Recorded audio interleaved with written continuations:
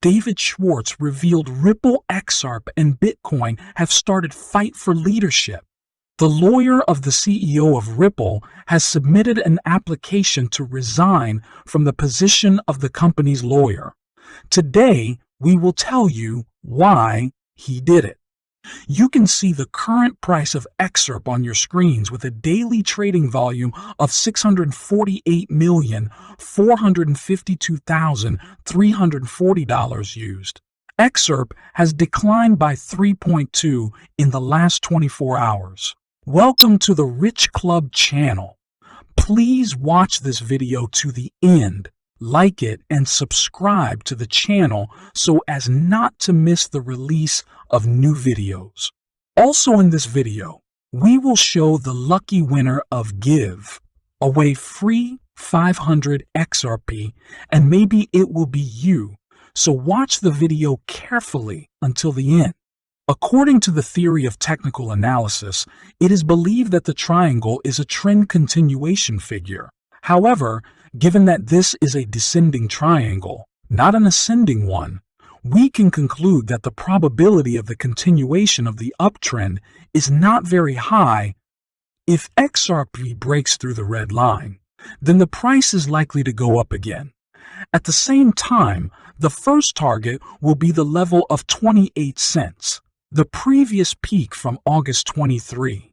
The second target is the 33 cents level, the top of June 20. The final goal will be the 42 cents mark, which was reached on May 17. At the moment, there has not been a real breakthrough of the red resistance line yet, and therefore it may be necessary to refrain from buying. Only on a real breakdown of the resistance will the purchase transactions be justified.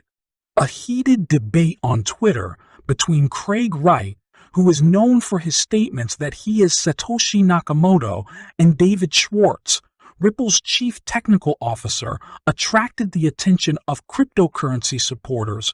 The dispute began with Schwartz criticizing Wright's view of institutional adoption of Bitcoin. Wright tweeted that Bitcoin cannot be accepted by institutional investors until it is restored in accordance with the law. However, the technical director of Ripple called this comment stupid for many reasons. He wondered why institutional investors are the target market for peer-to-peer digital money. At the same time, he added, which jurisdictions will it cover? After all, Bitcoin, as you know, is designed to become a counterweight to the banking system. To this, the self-proclaimed creator of Bitcoin hinted that the technical director of Ripple does not know how finance works, and he has no idea how the legal framework works. He added that David Schwartz does not really understand Bitcoin, and he has no experience in institutional investing. Wright, in his further comments, mentioned Ripple and its native cryptocurrency, XRP. He stated that Ripple's XRP has a very limited area of expertise. He called XRP the most useless pump-and-dump scheme in the whole industry. On the other hand, he developed XRP, the most useless pump-and-dump scheme in this entire industry. He tweeted, to which Schwartz replied that Wright was abusing the legal system to steal intellectual property rights and defame those who disagree with his opinion about Bitcoin. The head of Ripple called Wright a despicable coward who sues people for sharing their opinions. In response to such accusations, Wright argued that any statement about him must be supported by factual evidence, otherwise it could be considered libel. The debate then centered around XRP and its legitimacy, with Wright accusing Ripple of not showing how their technology is deployed anywhere other than paid trials. Wright then made a bold statement that he intended to conduct an academic analysis of XRP in 2023, which will show how dishonest the system is.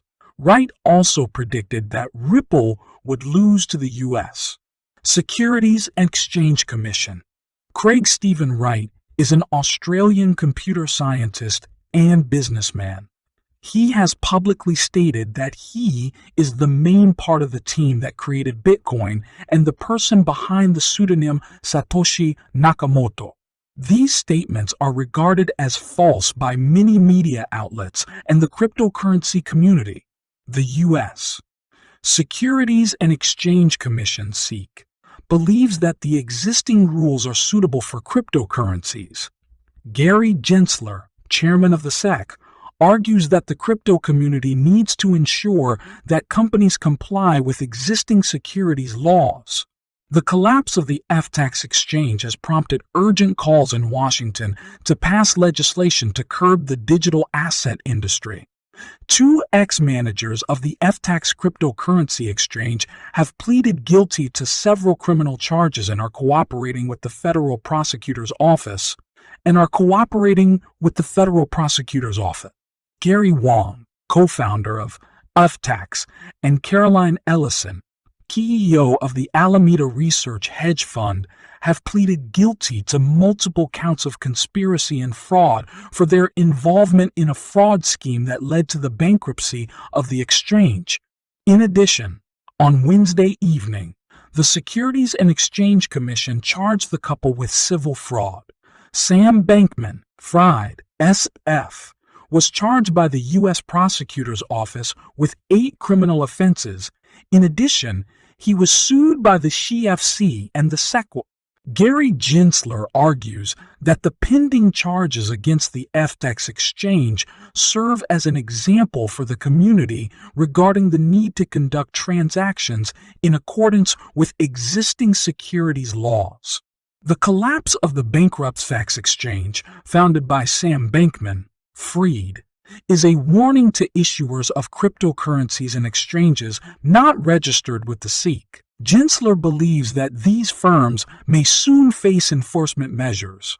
The collapse of the platform marked the beginning of a series of investigations by the Department of Justice and the U.S. Securities and Exchange Commission, which focused on the exchange